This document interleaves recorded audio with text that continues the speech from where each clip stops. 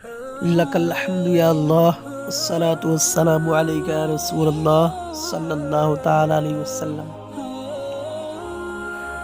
جہنم کو اللہ تعالی نے کافروں اور بد کرداروں کے لیے بنایا ہے۔ خصوصیت کے ساتھ یہ گھر اللہ نے کافروں کے لیے بنایا ہے، اور اس کے وجود کا یقین ایمان کا حصہ ہے، اور اس کے عذاب کو بھی ماننا ایمان کا حصہ ہے۔ اس میں تاریکی ہی تاریکی ہے اور تیز کالی آگ ہے جس میں روشنی کا نام و نشان نہیں۔ یہ بدکاروں اور کافروں کے رہنے کے لیے بنایا گیا ہے۔ کافر اس میں ہمیشہ قید رکھے جائیں گے۔ اس کی آگ دم بدم بڑھتی رہے گی۔ جہنم کی آگ اتنی تیز ہے کہ سوئی کے ناکے کے برابر کھول دیا جائے تو تمام زمین والے سب کے سب اس کی گرمی سے مر جائیں گے۔ اگر جہنم کا کوئی داروغہ دنیا میں آ جائے تو اس کی ڈراؤنی صورت دیکھ کر تمام لوگوں کی جان نکل جائے، کوئی زندہ نہ بچے۔ جہنمیوں کو طرح طرح کا عذاب دیا جائے گا۔ بڑے بڑے سانپ بچھو کاٹیں گے، بھاری بھاری ہتھوڑوں سے سر کچلا جائے گا، بھوک پیاس بہت لگے گی، تیل کے تلچھٹ کے ایسا کھولتا پانی اور پینے کو دیا جائے گا کہ پیتے ہی ان کی حالت خراب ہو جائے گی، اور کھانے کے لیے کانٹے دار زہریلا پھل کھانے کو ملے گا۔ جب اس طرح پھل کو کھائیں گے تو یہ گلے میں رک جائے گا اور پینے کو پانی مانگے گا، پھر کھولتا ہوا وہی پانی پینے کے لیے دیا جائے گا۔ اس کے پینے سے آنتوں کے ٹکڑے ٹکڑے ہو کر بہہ جائیں گے۔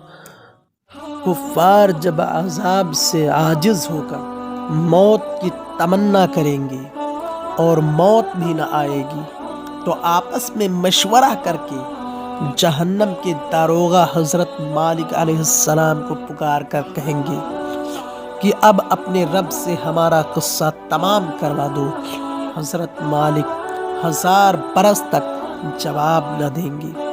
1000 برس کے بعد کہیں گے مجھ سے کیا کہتے ہو؟ اس سے کہو جس کی نافرمانی کی ہے۔ تب پھر 1000 برس تک اللہ تعالیٰ کو اس کے رحمت کے ناموں سے پکاریں گے۔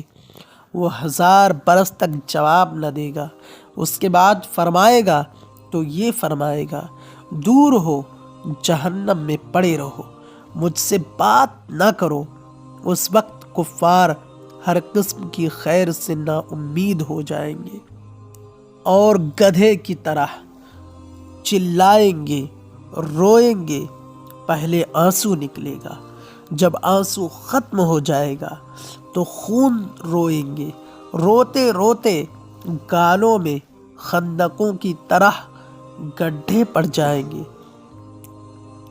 رونے کا پیپ اور خون اتنا زیادہ ہوگا کہ اگر اس میں کشتیاں ڈالی جائیں تو تیرنے لگے۔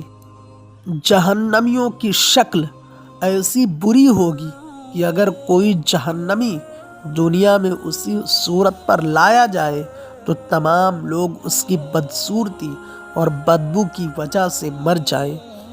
آخر میں کافروں کے لیے یہ ہوگا کہ ہر کافر کو اس کے قد کے برابر صندوق میں بند کریں گے، پھر آگ بھڑکائیں گے اور آگ کا تالا لگائیں گے۔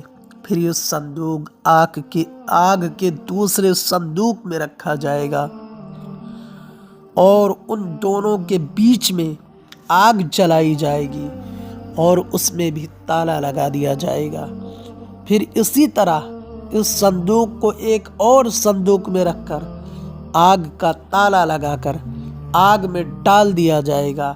تو اب ہر کافر یہ سمجھے گا کہ اس کے سوا اب کوئی آگ میں نہ رہا اور یہ عذاب بالائے عذاب ہے، اور اب ہمیشہ اس کے لیے عذاب ہی عذاب رہے گا جو کبھی ختم نہ ہوگا۔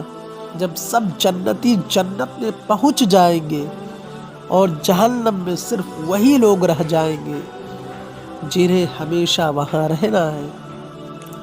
اس وقت جنت اور دوزخ کے بیچ میں موت میڑھے کی شکل میں لا کر کھڑی کی جائے گی۔ پھر ایک پکارنے والا جنت والوں کو پکارے گا، وہ ڈرتے ہوئے جھانکیں گے کہ ایسا نہ ہو کہ یہاں سے نکلنے کا حکم ہو۔ پھر جہنمیوں کو پکارے گا، وہ خوش ہو کر جھانکیں گے کہ شاید اس مصیبت سے چھٹکارے کا کوئی راستہ ہو۔ پھر ان سے پوچھے گا کہ اسے پہچانتے ہو؟ سب کہیں گے ہاں، یہ موت ہے۔ پھر وہ ذبح کر دی جائے گی اور کہے گا، اے جنت والوں، ہمیشگی ہے، اب مرنا نہیں ہے، ہمیشہ جنت میں رہو، اور اے دوزخیوں، ہمیشگی ہے، اب مرنا نہیں ہے۔ اس وقت جنتیوں کو خوشی پر خوشی اور جہنمیوں کو غم پر غم ہوگا۔ برادران ملت اسلامیہ، ہمیں چاہیے کہ اللہ کے عذاب سے بچنے کے لیے اس کی بارگاہ میں عاجزی اختیار کریں، ہمیشہ اس کی فرما برداری کریں، اس کی نافرمانی سے بچتے رہیں۔ بس انہی باتوں پر میں اپنی گفتگو کو ختم کرتا ہوں۔ استغفر اللہ ربی من کل ذنب واتوب الیہ وما علینا الا البلاغ۔ السلام علیکم ورحمۃ اللہ۔